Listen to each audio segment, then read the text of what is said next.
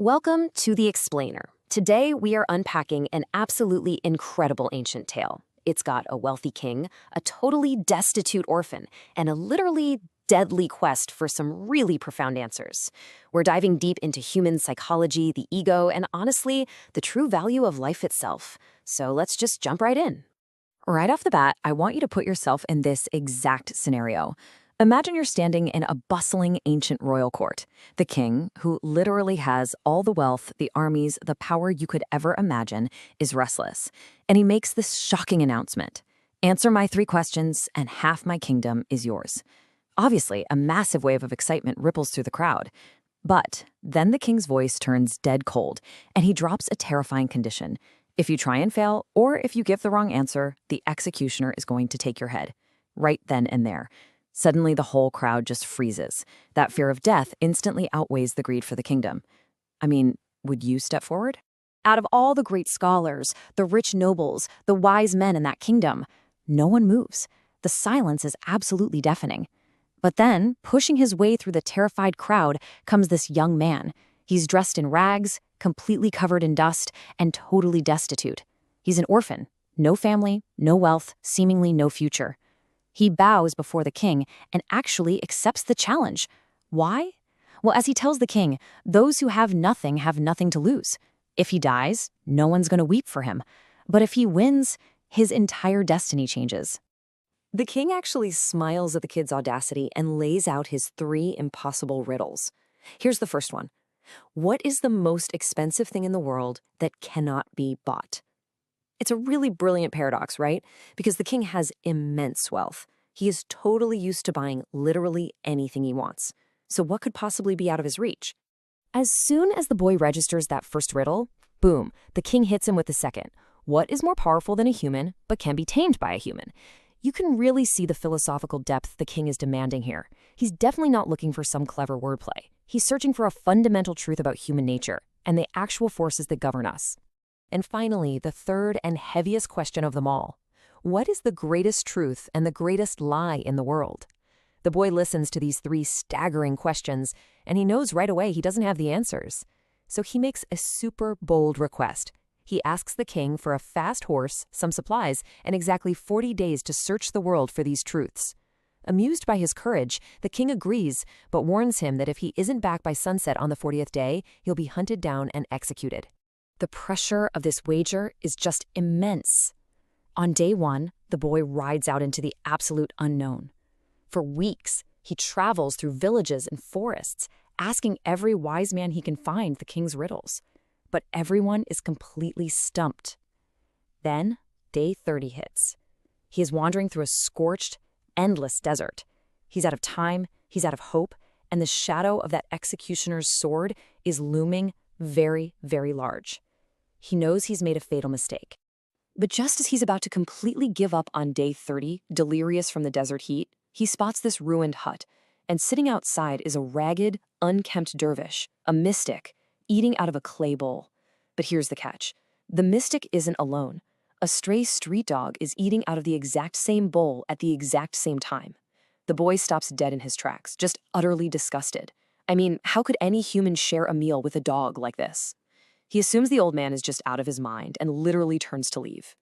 But before he can ride away, the dervish calls out to him, and he knows exactly who the boy is and what his desperate quest is all about. Shocked, the boy sits down and just pours out this terrifying predicament. He tells the dervish all about the riddles and his impending execution. The dervish just laughs. He actually finds it trivial. And then he drops this incredible truth. Everything in the world has a price. Free things only include a mother's love. The dervish promises to give the boy the first 2 answers for free, but warns him that 3rd answer is going to come with a very heavy price. Desperate, the boy agrees. The dervish reveals the answer to the king's first riddle. The most expensive thing in the world that cannot be bought. The answer is time. Take a second to really reflect on that. How often do we trade our own fleeting moments for things that just don't matter, completely forgetting that time is the one single currency we can never, ever replenish? The dervish's logic here is just profound. The moment that passes cannot be bought back with all the wealth in the universe. The boy realizes how incredibly true this is. So, following the dervish's instructions, he races back to the king on day 35 and delivers this first answer. The king is just stunned by its wisdom. He grants the boy a brief reprieve and tells him to go find the remaining answers. With time really running out now, the boy rushes back to the dervish in the desert for the second answer. What is more powerful than a human but can be tamed by a human? The dervish gives him the answer. Nafs. Now, nafs translates to the self, the ego, or our base human desires. It's a force stronger than any wild beast. If you let it control you, it'll turn kings into beggars. But if a human can master their own desires, they conquer the world. The boy takes this second answer, desire, or the ego, straight back to the royal court. And once again, the king is absolutely ecstatic. The boy hit the nail on the head. The king declares that he is astonishingly close to victory. If he can just bring back that final answer by sunset the very next day, which is the 40th day, half the kingdom is his. The boy can practically taste the wealth, the power, the crown. It's right there.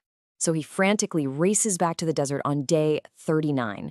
He literally throws a bag of gold coins at the dervish's feet. He's like, "Take this, take whatever you want, just give me the final answer."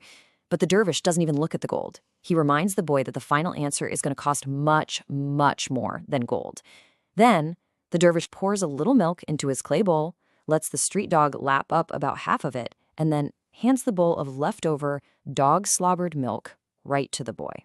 This is the absolute climax of the story. The boy is horrified. He shouts, "I am a human being, the crown of creation.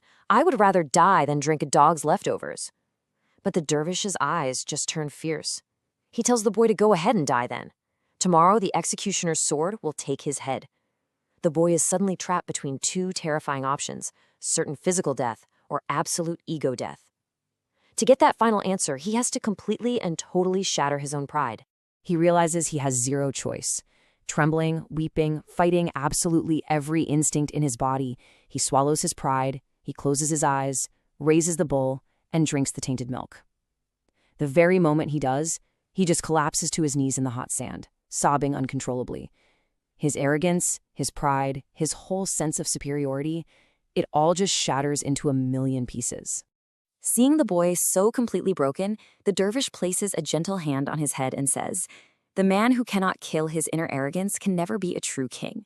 The dervish explains that he never actually meant to insult the boy. He needed to break him.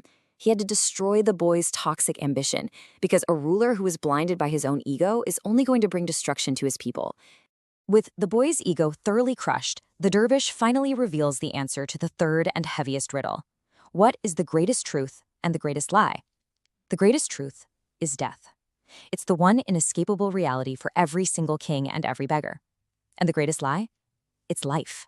Life is a beautiful, fleeting illusion that we all cling to, constantly tricking ourselves into believing it's going to last forever. Hearing this, it's like a lightning bolt of realization strikes the boy. The boy rides back to the palace, arriving literally moments before the sun sets on the 40th day. The king, super nervous and expectant, asks for the final answer. The boy delivers it. Death is the absolute truth, and life is the ultimate lie. The king is so deeply moved by this profound honesty that he takes off his own pearl necklace and declares the boy the winner of half the kingdom. But then, the unthinkable happens. The boy refuses. He looks at the gold, the crown, the throne, and just tells the king to give it all to the poor. His entire perspective on life's illusion has fundamentally changed. He doesn't want it anymore. He leaves the palace on foot, barefoot, actually, leaving every bit of wealth behind. He runs back into the scorching desert night, absolutely desperate to find the dervish, wanting to serve him and learn from him. But when he finally reaches that sand dune at dawn, there's nothing. The hut is gone, the dog is gone, the dervish is gone. It's just empty, blowing sand. The boy falls to his knees weeping, realizing his ultimate guide has vanished like a dream. He spends the rest of his life wandering that desert, a mystic himself, constantly searching for the invisible friend who finally opened his eyes. And that brings us to the final thought of this explainer. The boy won the world, but he realized he first had to conquer himself to truly be free. So I want to leave you with this question to ponder. If you had to face that dervish today, what price would you be willing to pay to conquer your own ego?